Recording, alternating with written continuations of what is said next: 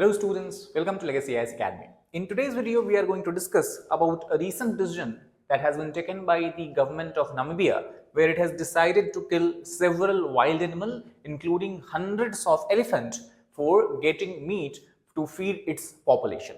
So we'll try to understand what is the reason behind it and why there is sudden need of culling or killing of these wildlife.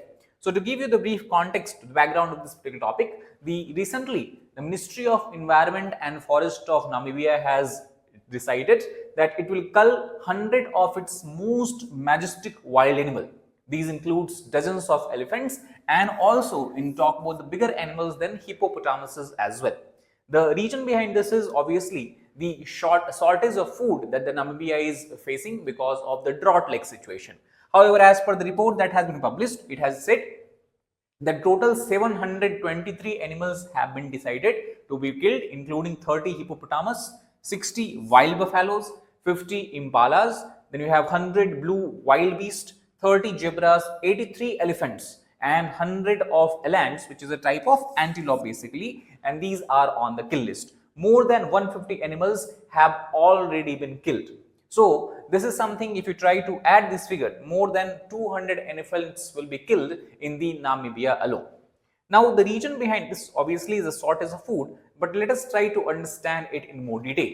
The Environment Ministry of Namibia has said that total over 1.4 million population the Namibia has, which is facing severe or acute food crisis. So the reason behind suggesting is to provide meat and food for its 1.4 million people. That is nearly, we can say, half of the population of the Namibia, that is a nation situated in the south part of African continent, who are reeling under the worst drought that they have witnessed in a century. Now this exercise is necessary and is aligned with our constitutional mandate. That is what the minister is saying, where our natural resources are to be used for the benefit of the Namibian citizens. That means what they are trying to do, they are trying to justify that the killing of such animals are not something that is unconstitutional, not something that is basically illegal. This is something they have taken this step that is in line with the constitutional mandate of Namibia. So if we try to understand the drought-like situation prevailing in the Namibia, so the reason behind this obviously first of all is the location of the Namibia itself. So basically it is located in a drought-prone region of the southern Africa. And also, if you look at the western coast of Namibia, there is a big desert called as Namib Desert. We'll look at the map also in a while. And frequently witnesses such drought-like event. It had declared national emergency also because of the extreme droughts the country has witnessed in the preceding years of 2013, 16, and even in the 2019. However, the recent drought that began somewhere in the month of October 2023 is considered to be the worst drought Namibia has seen in the centuries.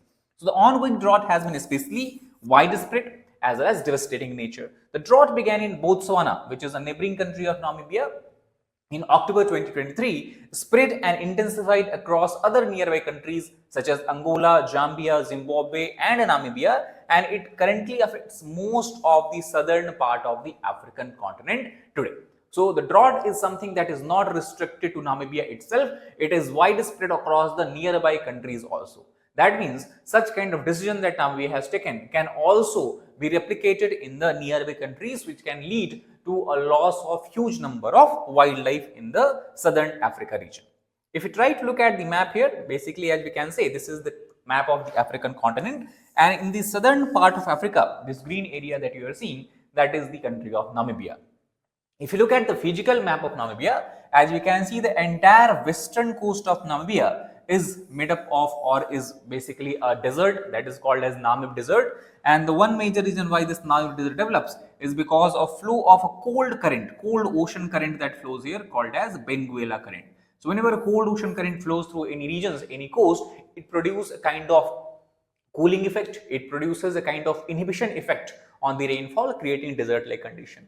And then we have a kind of mountains in the northern part of Namibia, and in the southern part also you have the mountain where it has a border with the South Africa. Not only that, if you look at even in the eastern part, that is in the country of South Africa, and further we can say in the Namibia, you have another desert, that is the Kalahari Desert. So basically the Namibian land people, most of the people are living in the central area and they are surrounded by desert and mountain landscape, which is very difficult landscape to grow any kind of food itself. And it is in this condition, it is in such conditions, such a difficult physical landscape, if drought like situation prevails, obviously the effect will be very catastrophic on the population. So why intensification of drought has happened? Why the Namibia is witnessing one of the worst drought in the centuries? And the reason behind this can be several. The first reason that the scientists and experts argue is due to the prevalence of El Nino. Now, El Nino is simple terms. In simple terms, we can define it as a development of a warm ocean current along the western coast of South America. And the effect of development of this warm ocean current is not only restricted to the South America, rather it spans to all the regions, whether it is on the Atlantic Ocean in the African continent, whether it is on the Indian Ocean, especially over the Indian subcontinent. So El Nino basically is a weather pattern associated with extreme heat and dry spells in the many parts of the world and the ocean, including India also. That means whenever you have El Nino like phenomena, generally the monsoon is weaker than usual.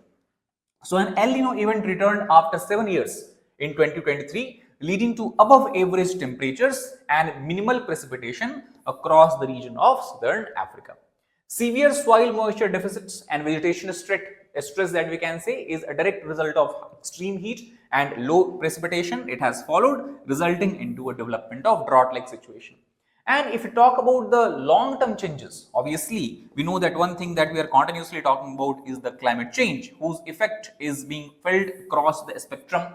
So, the climate change is obviously resulting into high temperature, the global warming's effect we can say. So, numerous studies have found that due to the climate change phenomena, extreme weather events such as droughts and floods have become more frequent and more intense.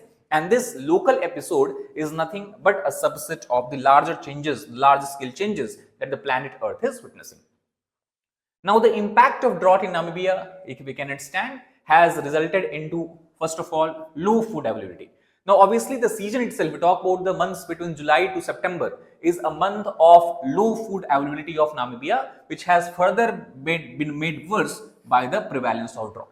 Now, this has resulted into acute food insecurity, where an estimated 1.2 million people, that means almost 47-48% of population of Namibia, are facing high levels of food insecurity and require urgent action to reduce the food gaps and to protect the livelihood, and thus the decision to cull the wild animals. Severe acute malnutrition is being observed in the children's, especially the children's who are under 5 years of age, and even in many regions of Namibia, several deaths have been reported as well as a result of this severe malnutrition.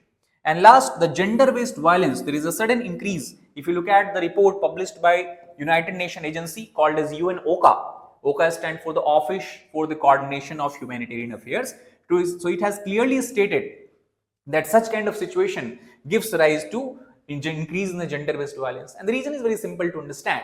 In such kind of drought-like situation, the women are more vulnerable because to find food and water, they have to walk for a longer distances. And if they walk away to a longer distances, far away from their home, far away from their families, obviously they are more vulnerable and they are taken advantage of.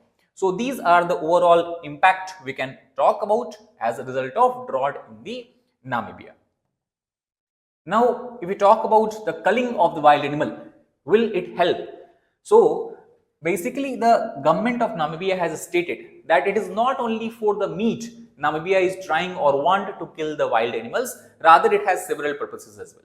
First of all, obviously as the drought is prevailing over the wildlife or the wild areas also, animals also are in continuous search for the food and water.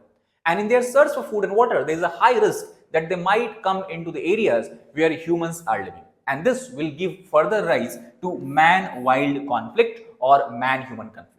So culling obviously in the beginning will help in such kind of confrontation. Second, the country has a significant number of wild animals, including 24,000 animals, 24,000 elephants itself, are one of the largest population of elephants that we see in the world. So that is how also they are trying to defend their decision that killing of few hundred animals will not overall impact the elephant population in the future as well, because they will breed and again the population will bounce back to normal level once the drought like situation diminishes or vanishes. Second, the culling of some animals would also reduce the effect of drought on the wildlife also, because there is a competition that will emerge among the wildlife also in the search of the limited amount of food and water. So that will also help in overall adjusting the population of wildlife as per the resource availability of that region. And third, it would help in managing the current grazing pressure and water availability in some parks and common areas where they feel that numbers exceed available grazing and water. So overall, what they're trying to say is that if they not take a decision to kill the wild animals due to the human or man-animal confrontation, due to the competition within the animal world, wildlife itself, such kind of deaths will occur.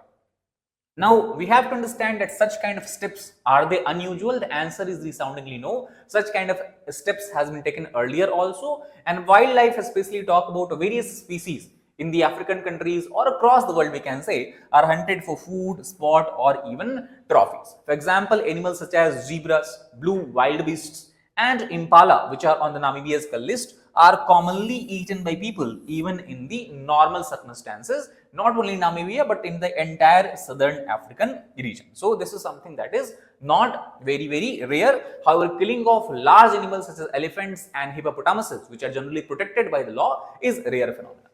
So as per the United Nations Environment Program, it has stated that such kind of step cannot have a very significant or adverse impact provided the harvesting of these animals is done using scientifically proven methods, sustainable methods, and which consider the animal welfare and are in line with both the domestic as well as the international commitments and legislation. There should be no cause for concern for the future as well. That is all about this particular video. I hope you understood the rationale behind the decision of Namibia to cull and kill the animals. Thank you very much.